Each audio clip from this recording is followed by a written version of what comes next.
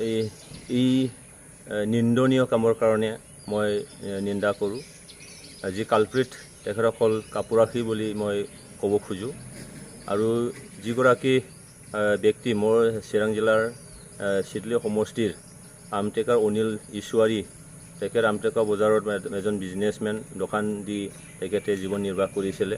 যে আজি 5 তাৰিখৰ এটা আৱাৰত তেখেতৰ ঘৰত গৈ ৱাল পাৰ হৈ তেখেতক AK-47 মানে বুলেট বুলি কোৱা হৈছে, তেওঁ গুলিয়াইছিলে, বুকুত অলপ বিন্ধাইছিল। কিন্তু তেখেতক বঙাইগাঁও লোৱাৰ আছাম হস্পিটেলত এডমিট কৰা হৈছে। আৰু তাত মই অলৰেডি ডক্টৰৰ লগত কণ্টেক্ট কৰিছোঁ। ডক্টৰে কৈছে যে আউট অফ ডেঞ্জাৰ বুলি। থেংক গড যে তেখেতৰ মানে জীৱনটো আজি কোনো হানি বিঘিনি নোহোৱাকৈ বাচি গ'ল। আৰু মই SP চিৰাং তেখেতৰ লগতো মই কণ্টেক্ট কৰিছোঁ। আৰু তেখেতসকল যোৱা ৰাতিৰ পৰাই এই ঘটনাৰ লগত কোনে জড়িত হ'ব পাৰে, ইয়াৰ কাৰণে তেখেতসকল মানে পুলিচ প্ৰশাসন হিচাপে তাত ব্যৱস্থা নিশ্চয়কৈ লৈ আছে।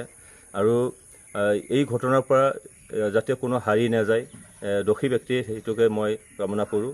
আৰু মই আহ্বান জনাওঁ যে তেনেকুৱা মানুহক গুলিয়াই মানুহৰ জীৱন দান কেতিয়াও বা এই অঞ্চলৰ উন্নতি সাধন কেতিয়াও নহয়। মানুহক আমি TSD জীৱন মানে বচাবহে লাগে।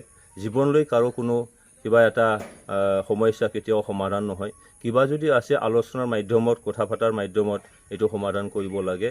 যিয়ে নহওক মই এই কামৰ বাবে, এই ঘটনাৰ বাবে মানে নিন্দা কৰিছোঁ। আৰু কঠোৰভাৱে যাতে দমন কৰা হয়, কঠোৰভাৱে যাতে ইয়াৰ সৈতে ব্যৱস্থা লোৱা হয়, তাকে মই কামনা কৰিছোঁ। হয়, সেই একেটা হয়তো একে গ্ৰুপৰে হয়তো নিশ্চয়কৈ হ'ব পাৰে।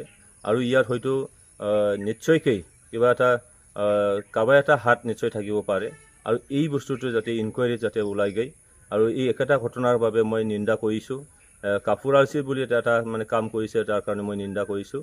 আৰু এই কামৰ পৰা যাতে কোনেও হাৰি নাযায়, তাকে মই প্ৰশাসনক বা আমাৰ বিষয়াসকলক মই আহ্বান জনাইছোঁ।